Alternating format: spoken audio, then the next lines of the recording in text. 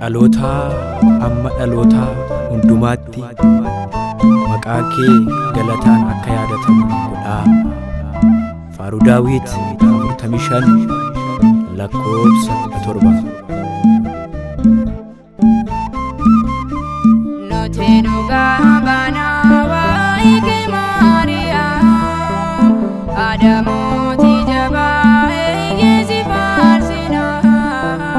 Oolmaa kee Maariyaam akkamiin dhoksina, nuti kan hubannee addunyaaf labsina.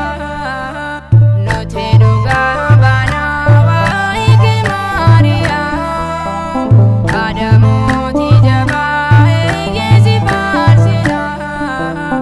Oolmaa kee Maariyaam akkamiin dhoksina, nuti kan hubannee addunyaaf labsina.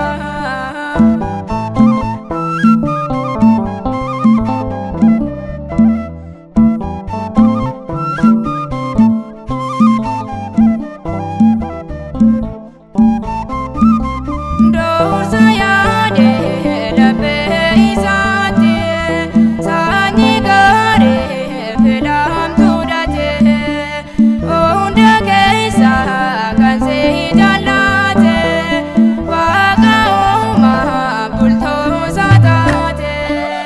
Nuti dhugaa baanaa waa'ee kee Maariyaam, haadha mootii jabaa eeyyee si faarsina. Oolmaa kee Maariyaam akkamiin dhoksina, nuti kan hubannee addunyaaf labsina.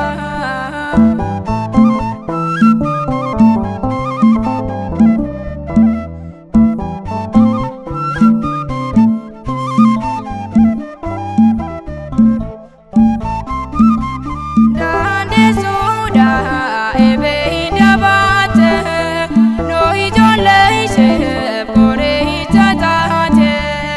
Kabajamtu hunduma caalte, ulfina qabeettee jedhamte.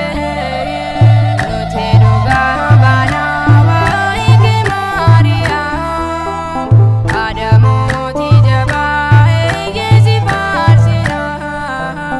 Oolmaa kee Maariyaam akkamiin dhoksina, nuti kan hubannee addunyaaf labsina.